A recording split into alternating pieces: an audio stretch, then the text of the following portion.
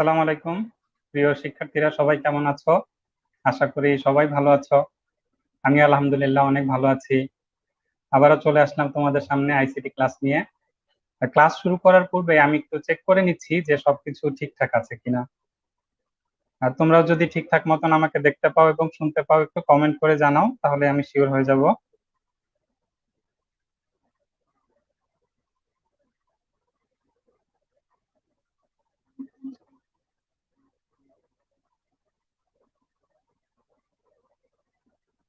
আচ্ছা,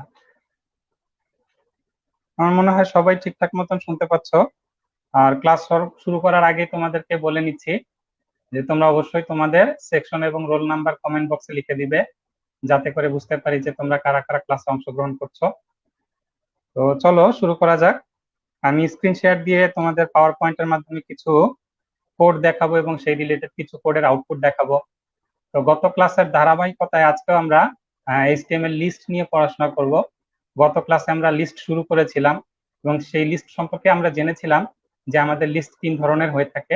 একটা ছিল অর্ডার্ড লিস্ট, একটা হচ্ছে আনঅর্ডার্ড লিস্ট এবং আরেকটা হচ্ছে ডেসক্রিপশন লিস্ট। এই তিনটা লিস্টের ভিতরে আমরা কিন্তু দুটো লিস্ট শেষ করেছিলাম, একটা হচ্ছে অর্ডার লিস্ট শেষ করেছিলাম আর একটা আনঅর্ডার লিস্ট শেষ করেছিলাম।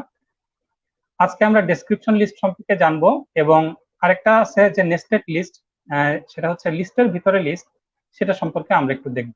চলো শুরু করা যাক।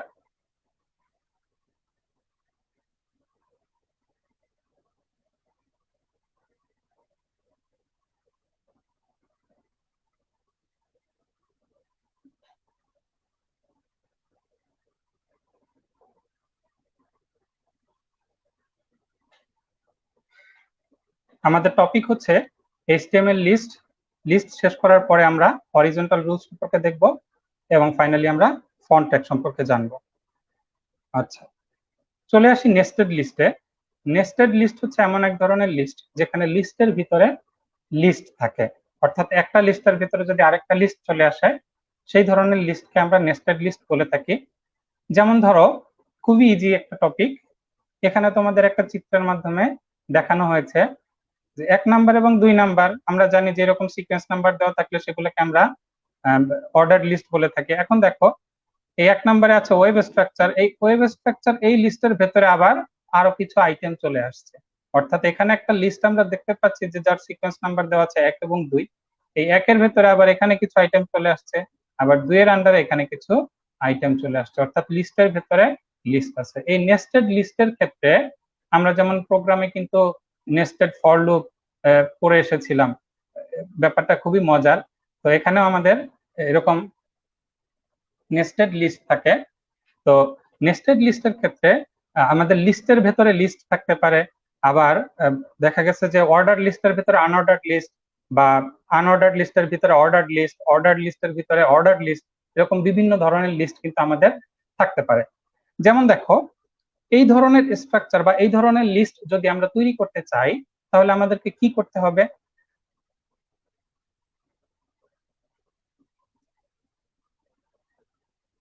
আমরা একটা টেক্সট ডকুমেন্ট নিয়ে নিলাম, সেটাকে আমরা ডট এইচটিএমএল, ধরো টেস্ট ডট এইচটিএমএল দিয়ে নিলাম অল ফাইলস, অর্থাৎ নামের এক্সটেনশনটা আমাদেরকে অবশ্যই খেয়াল করতে হবে যে সেটা যেন ডট এইচটিএমএল থাকে। এই যে দেখো, এখানে আমাদের ওয়েব ফাইলটা চলে আসছে, এটাকে আমরা না রাখলেও চলবে। তো এখানে যেহেতু আমরা কোনো কিছু লিখিনি, তো এটা কিন্তু আমাদের তেমন কোনো আউটপুট আসবে না। এখন এখানে আমরা আমাদের বিভিন্ন ধরনের কোড লিখবো আর সেই অনুযায়ী আমাদের আউটপুট দেখবো। ওপেন উইথ নোটপ্যাড করে নিলাম, আর এখানে আমি আমার ব্রাউজারটাকে ওপেন রাখছি।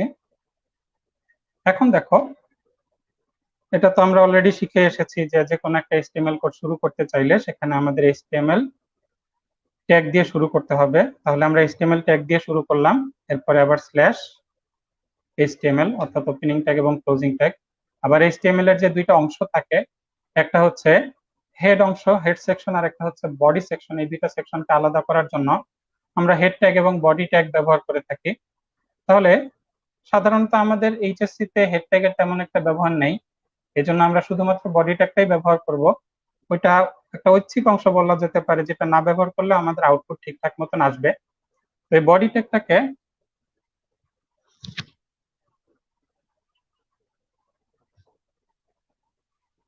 আচ্ছা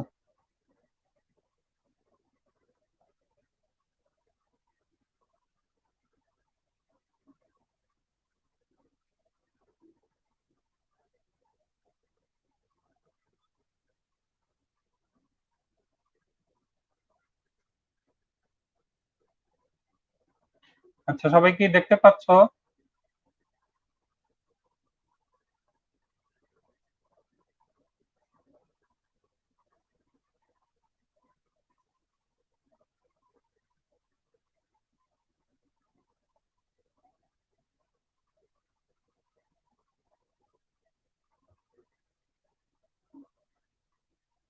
কোনো প্রবলেম হলো কিনা একটু কনফার্ম করো আমাকে, সবাইকে আমাকে দেখতে পাচ্ছ কিনা?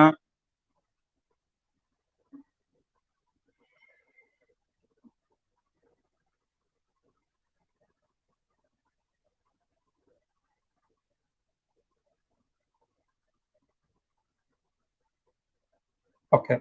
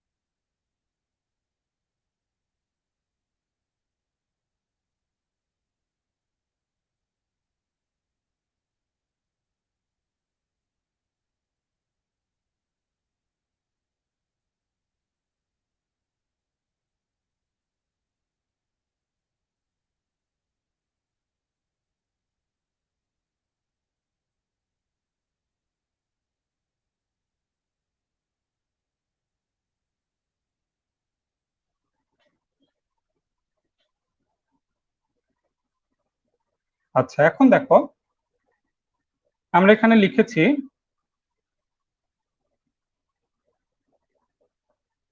একটা অর্ডার লিস্ট তৈরি করেছি এবং সেই অর্ডার লিস্টের ভিতরে লিস্ট আইটেম নিয়েছি। তো লিস্ট আইটেম হিসেবে প্রথমে রেখেছি ওয়েবসাইট স্ট্রাকচার এবং তারপরে রেখেছি ওয়েবসাইট টাইপ। তো এটাকে যদি আমরা আউটপুটে দেখি, আমাদের আউটপুটটা হবে এরকম। এখন লক্ষ্য করো আমাদের নেস্টেড লিস্ট, যেখানে আমরা লিস্টের ভিতরে লিস্ট রাখতে চাচ্ছি। তো এখানে এই 1 নম্বরে ওয়েবসাইট স্ট্রাকচারের ভিতরে আবার লিনিয়ার, ট্রি, ওয়েব লিঙ্ক এবং হাইব্রিড, এই 4টা আইটেম ছিল। এখন সেটাকে আমরা কিভাবে নিব? এটা তৈরি করার জন্য এই লিস্ট স্ট্রাকচারের পরে আবার আমাদেরকে কি করতে হবে? আরেকটা আনঅর্ডার্ড লিস্টের ট্যাগ নিতে হবে। কারণ কি? কারণ এখানে যদি আমরা আউটপুটে দেখি যে এই 1 নম্বরের পরে এখানে যে লিস্টটা আছে, এটা একটা আনঅর্ডার্ড লিস্ট, যার টাইপ হচ্ছে স্কোয়ার টাইপ। সেটার জন্য আমাদেরকে কি করতে হবে? এখানে একটা আনঅর্ডার্ড লিস্ট নিলাম এবং সেটাকে আবার ইউএল ট্যাগ দিয়ে আবার ক্লোজ করে নিলাম। দেন এটার আইটেম হিসেবে লিস্ট আইটেম নিলাম আমি, আবার লিস্ট আইটেমটাকে আমি কি করলাম? ক্লোজ করে নিলাম। সেখানে ছিল প্রথম আইটেম ছিল কি? লিনিয়ার, ট্রি, ওয়েব লিঙ্ক এবং হাইব্রিড। তাহলে আমি এই লিস্ট আইটেমের ভিতরে কি লিখলাম? লিনিয়ার,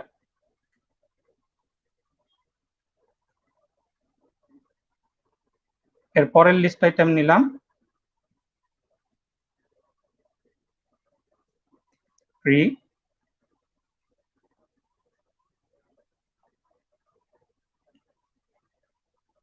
এরপরে আরেকটা লিস্ট আইটেম নিলাম তার পরবর্তী আইটেমের জন্য, ওয়েব লিঙ্ক, সরি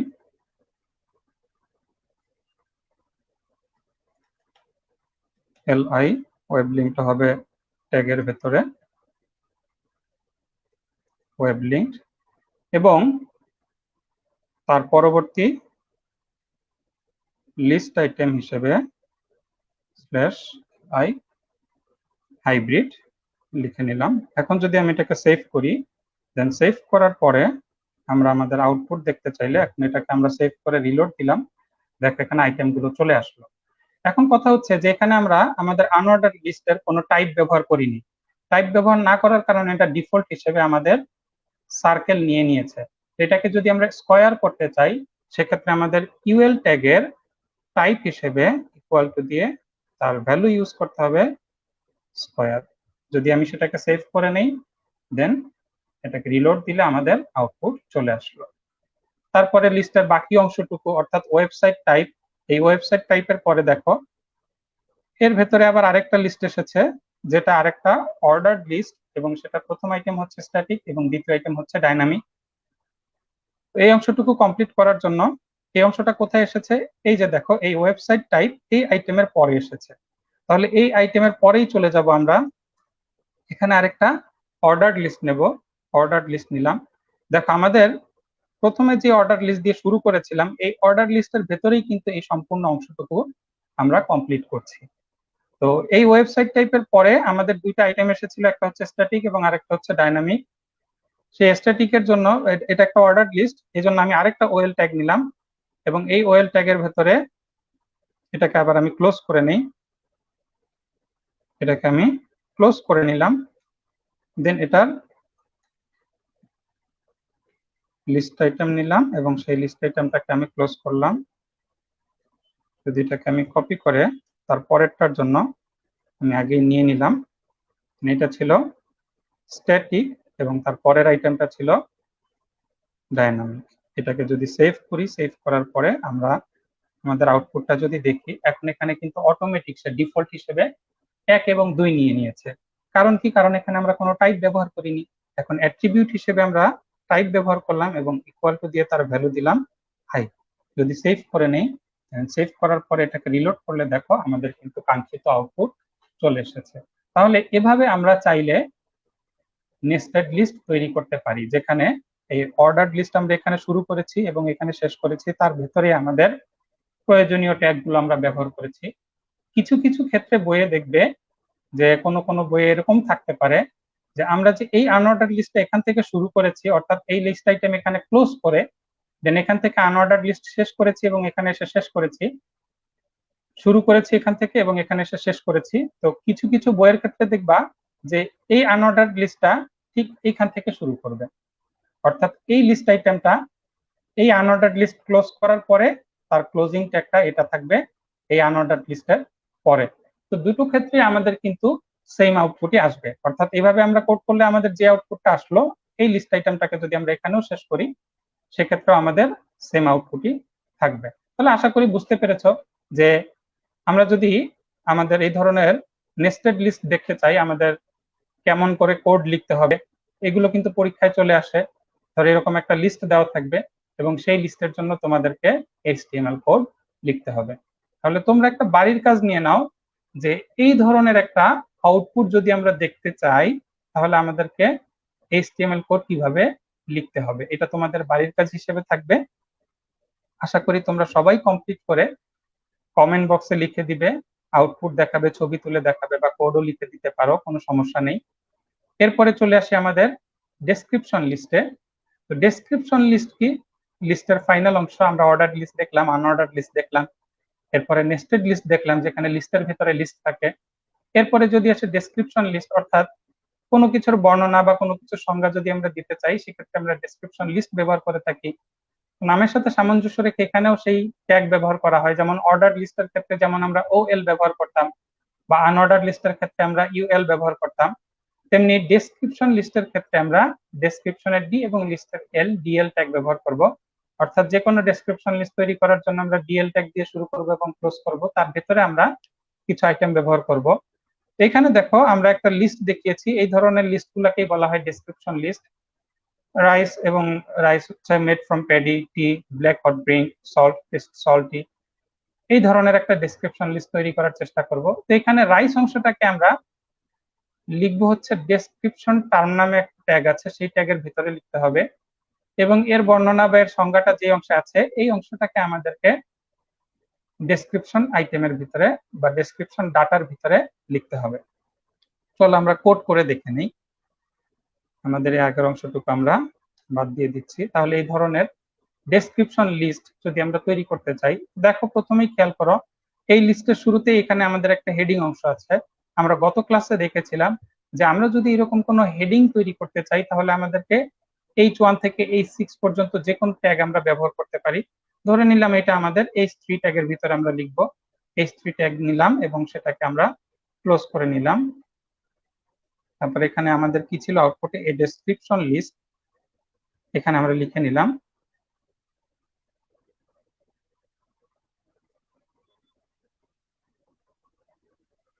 তারপরে আমাদের আছে rice and made from, it's made from paddy. তাহলে এরপরে আমরা আমাদের কাঙ্ক্ষিত ডেসক্রিপশন লিস্ট শুরু করলাম এবং সেটাকে আমরা ক্লোজ করে দিলাম /dl। এরপরে দেখো এখানে এই রাইস অংশটাকে আমরা কি করব, এই অংশটাকে আমরা ডেসক্রিপশন টার্ম বা ডিটি নামক ট্যাগের ভিতরে রাখবো। দেন এটাকে স্ল্যাশ দিয়ে আবার ডিটি ট্যাগ নিলাম, ক্লোজিং অংশ, এরপরে নিলাম রাইস, সেভ করলাম। দেখি আমাদের আউটপুটটা ঠিক মতন আসছে কিনা। যদি আমরা এটা রিলেট দিই তাহলে দেখো এই ডেসক্রিপশন লিস্ট দেন রাইস চলে এসেছে। এরপরে এই ডেসক্রিপশন টার্ম, এরপরে আমরা আরেকটা ট্যাগ নিব, সেটা হচ্ছে ডেসক্রিপশন ডাটা বা ডি ডি, স্ল্যাশ দিয়ে আবার এটাকে ক্লোজ করে নিলাম, দেন লিখলাম মেড ফ্রম প্যাডি, সেভ করলাম। এখন যদি রিলোড দেই দেখো আমাদের কিন্তু আউটপুট চলে এসেছে। ঠিক সেম ভাবে আমরা চাইলে অন্যান্য আইটেম গুলাকেও এভাবে নিয়ে আসতে পারি। এরপরে ছিল টি, তাহলে যদি নেই টি, হচ্ছে ডেসক্রিপশনটা কি ছিল, black hot drink, black hot drink, save করলাম। দেন যদি এটা আমরা রিলোড দেই দেখো আমাদের আউটপুট কিন্তু চলে এসেছে। এরপরে কি ছিল, সল্ট, টেস্ট সল্টি, ওকে, এটাও আমরা চাইলে দেখতে পারবো।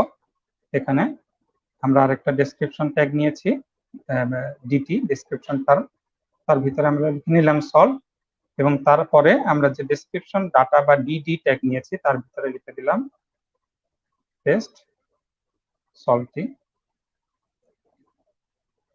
দেন আমাদের কি ছিল এখানে, পটেটো এ ভেজিটেবল, সেটার জন্য আমরা ডেসক্রিপশন টার্ম বা ডিটি ট্যাগের ভিতরে পটেটো অংশটা লিখে নিলাম। এরপরে ডেসক্রিপশন ডাটার ভিতরে লিখে দিলাম ভেজিটেবল, সেভ করে নিলাম। দেন আমরা যদি এটার আউটপুট দেখতে চাই দেখো আমাদের কিন্তু কাঙ্ক্ষিত আউটপুট চলে এসেছে। তাহলে যদি আমরা এরকম কোনো ডেসক্রিপশন থাকে বা সংজ্ঞা থাকে, এরকম কোনো লিস্ট তৈরি করতে চাই, তাহলে আমাদেরকে এই ধরনের ট্যাগ ব্যবহার করতে হবে। যেখানে আমরা ডেসক্রিপশন লিস্ট শুরু করার জন্য ডিএল ট্যাগ দিয়ে শুরু করেছি এবং এখানে শেষ করেছি, এবং এই রাইস অংশটাকে আমাদের রাখতে হয় ডেসক্রিপশন টার্ম বা ডিটি নামক ট্যাগের ভিতরে। এখানে আমরা ডিটি ট্যাগ নিয়েছি এবং তার ভিতরে রাইস অংশটাকে রেখেছি, এবং তারপরে তার যে বর্ণনা, এই বর্ণনাটাকে রাখতে হয় ডেসক্রিপশন ডাটা বা ডিডি নামক ট্যাগের ভিতরে। এভাবে প্রত্যেকটা টার্মকে আমরা এখানে ডিটি ট্যাগের ভিতরে রেখেছি এবং তাদের বর্ণনাকে আমরা ডেসক্রিপশন ডাটা নামক ট্যাগের ভিতরে রেখেছি। আশা করি তোমরা এই লিস্ট সম্পর্কে ক্লিয়ার ধারণা পেয়েছো, এবং তোমাদেরকে যদি যে কোনো ধরনের লিস্ট তৈরি করতে দেওয়া হয় তোমরা সেই লিস্ট তৈরি করতে পারবে। এরপরে চলে আসি, দেখো এটার কোড আমি এখানে দেখিয়েছি এবং সেই অনুপাতে তার আউটপুট দেখিয়েছি। এরপরে চলে আসি যে কোনো হরিজন্টাল রুল বা আনুভূমিক কোনো যদি লাইন থাকে আমাদের আউটপুটে, তাহলে সেটা আমরা কিভাবে দেখাবো। যেমন এই কোড দেখার আগে আমরা আমাদের আউটপুট দেখে নিই। ধরো এখানে একটা আউটপুট দেখিয়েছি, HTML এবং CSS আছে, তার মাঝখানে একটা রুল আছে। এই ধরনের দাগ বা লাইন বা রুল আমরা যদি নিয়ে আসতে চাই সেক্ষেত্রে আমাদের কোডটা কিরকম হবে। তাহলে চলো এটার আউটপুট আমরা দেখে নেই। এই ধরনের হরিজন্টাল রুল আমরা যদি আউটপুটে দেখতে চাই তাহলে আমাদেরকে HR নামক ট্যাগ ব্যবহার করতে হয়।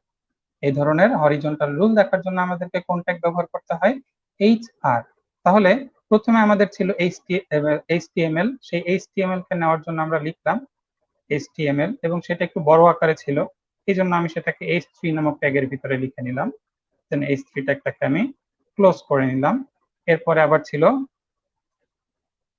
CSS, এখানে আমি আবার একটা H3 ট্যাগ নিলাম এবং তার ভিতরে লিখলাম CSS এবং তারপরে আবার আমি স্ল্যাশ দিয়ে H3 ট্যাগ নিলাম, সেভ করলাম। এটার আউটপুট যদি আমরা দেখতে চাই, এরকম আউটপুট আসলো। এখন আমার টার্গেট বা আমার উদ্দেশ্য হচ্ছে যে এর মাঝখানে যাতে একটা লাইন থাকে। এই ধরনের লাইন আনতে চাইলে আমাদেরকে HTML এবং CSS এর মাঝখানে এমন একটা লাইন থাকবে এবং সেই লাইন আনার জন্য আমাদেরকে HR ট্যাগ ব্যবহার করতে হয়। শুধুমাত্র HR ট্যাগ নিলাম, সেভ করলাম, রিলোড দিলাম, দেখো আমাদের এখানে কিন্তু একটা লাইন চলে এসেছে। শুধুমাত্র HR ট্যাগ ব্যবহার করলাম। এটা একটা এমপি ট্যাগ। আমরা জানি যে ট্যাগ দুই ধরনের হয়। কন্টেইনার ট্যাগে আমাদের ওপেনিং ট্যাগ এবং ক্লোজিং ট্যাগ থাকে, যেমন এই যে H3 ট্যাগ, তার ওপেনিং এবং ক্লোজিং ট্যাগ আছে, কিন্তু HR ট্যাগের ক্ষেত্রে কোনো ক্লোজিং ট্যাগ ব্যবহার না করা সত্ত্বেও কিন্তু আমাদের আউটপুট ঠিকঠাক মতন চলে এসেছে। তো এই ট্যাগের আমাদের কিছু আউটপুট আছে, আমরা চাইলে এটাকে বিভিন্নভাবে মডিফাই করতে পারি। যেমন আমরা যদি এটার হাইট বাড়াতে চাই, সেক্ষেত্রে আমরা সাইজ নামে একটা অ্যাট্রিবিউট আছে, সেই সাইজ অ্যাট্রিবিউট ব্যবহার করতে পারি এবং তার ভ্যালু হিসেবে ধরো আমরা দিলাম 20। এই 20 হচ্ছে পিক্সেল ভ্যালু। সেভ করার পরে যদি আমরা এটাকে রিলোড দিই, এই সাইজটা কিন্তু বেড়ে গিয়েছে। এখন এটা অটোমেটিক সাদা কালার, হোয়াইট কালার হওয়ার কারণে কিন্তু আমরা বুঝতে পারছি না। তো চাইলে কিন্তু আমরা এই রুলের বা এই লাইনের কিন্তু কালারও চেঞ্জ করতে পারি। কিভাবে চেঞ্জ করব? এটার আরো একটা অ্যাট্রিবিউট আছে এবং আমরা জানি একটা ট্যাগের ক্ষেত্রে আমরা যখন একাধিক অ্যাট্রিবিউট ব্যবহার করি, সেটাকে স্পেস দিয়ে আমরা শুধুমাত্র লিখে গেলেই চলে।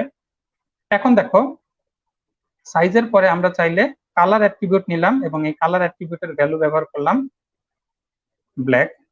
দেন এটাকে সেভ করার পরে যদি আমরা এটাকে রিলোড দিই, দেখো আমাদের কিন্তু এই লাইনের কালার ব্ল্যাক হয়ে গিয়েছে। আবার চাইলে এটাকে আমরা সাইজে ছোট বা বড় করতে পারি, সেটার জন্য আমরা ওয়াইড অ্যাট্রিবিউট ব্যবহার করতে হবে এবং সেটার ভ্যালু হিসেবে ধরো আমরা নিলাম 300। দেন এটাকে সেভ করলাম। সেভ করার পরে যদি আমি রিলোড দিই, দেখো এটা কিন্তু সাইজেও ছোট হয়ে গেল, আকারে তোমার প্রশস্তটা ছোট হয়ে গেল। এখন এটা ডিফল্ট হিসেবে মাঝখানে আছে, আমি চাচ্ছি যেন এটা আমাদের লেফটে থাকে, অর্থাৎ HTML এবং CSS এর ঠিক মাঝখানে থাকে।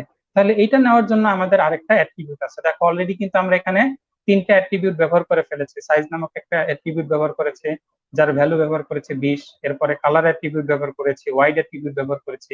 এরপরে আরেকটা অ্যাট্রিবিউট ব্যবহার করব, সেটা হচ্ছে অ্যালাইন।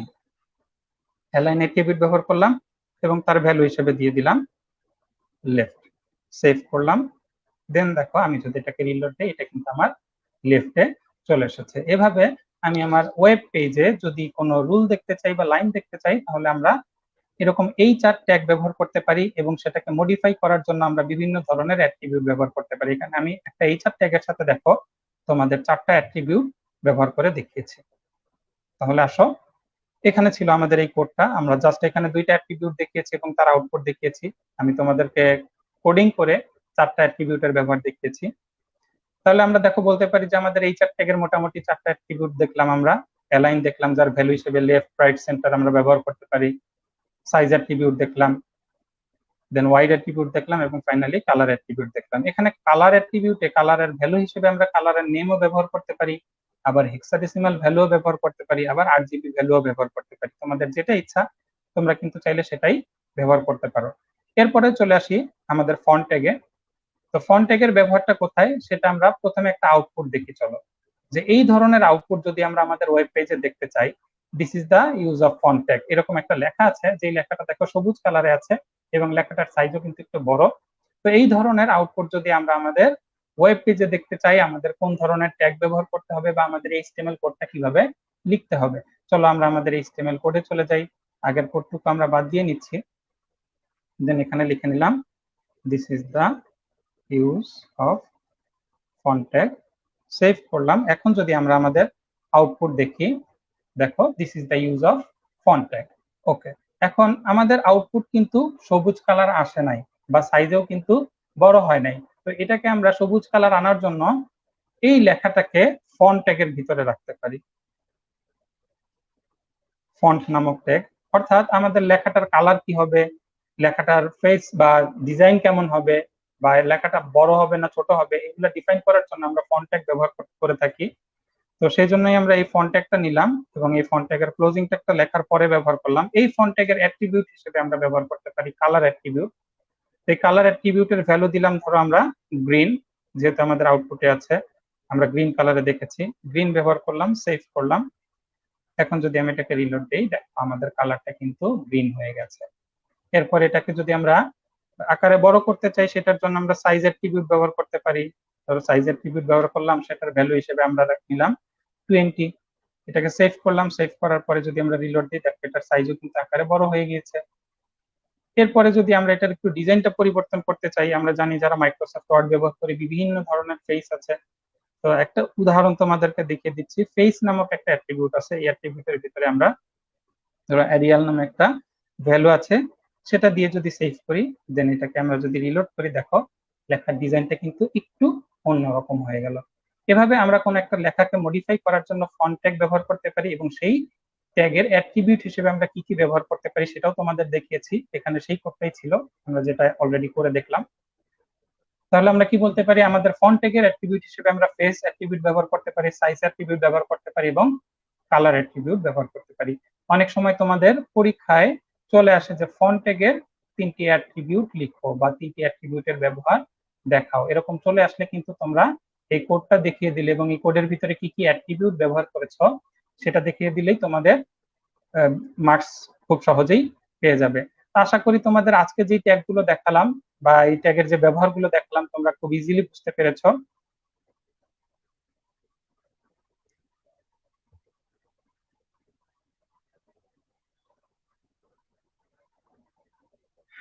প্রথমে আমরা লিস্ট দেখলাম, গত ক্লাসে আমরা অর্ডার লিস্ট এবং আনঅর্ডার লিস্ট দেখেছিলাম। আজকে আমরা কি দেখেছি, নেস্টেড লিস্ট দেখেছি। নেস্টেড লিস্টের পরে আমরা আনুভূমিক লাইন কিভাবে আনতে পারি বা হরিজন্টাল রুল কিভাবে আনতে পারি সেটা দেখেছি, এবং ফাইনালি আমরা ফন্ট ট্যাগের ব্যবহার দেখেছি। আশা করি তোমরা সবাই এগুলা বাসায় প্র্যাকটিস করবে এবং তার আউটপুট গুলো দেখবে। এবং তোমাদের কিন্তু একটা বাড়ির কাজও দিয়েছি, এই বাড়ির কাজটা তোমরা সলভ করে কমেন্ট বক্সে দিয়ে দেওয়ার চেষ্টা করবে। তাহলে আজকে আশা করি তোমরা এইগুলো প্র্যাকটিস করবে এবং আউটপুট গুলো দেখাবে, এবং নেক্সট ক্লাসে তোমাদের সবার সাথে দেখা হবে সেই প্রত্যাশায় আজকের ক্লাস এখানেই শেষ করছি। আসসালামু আলাইকুম।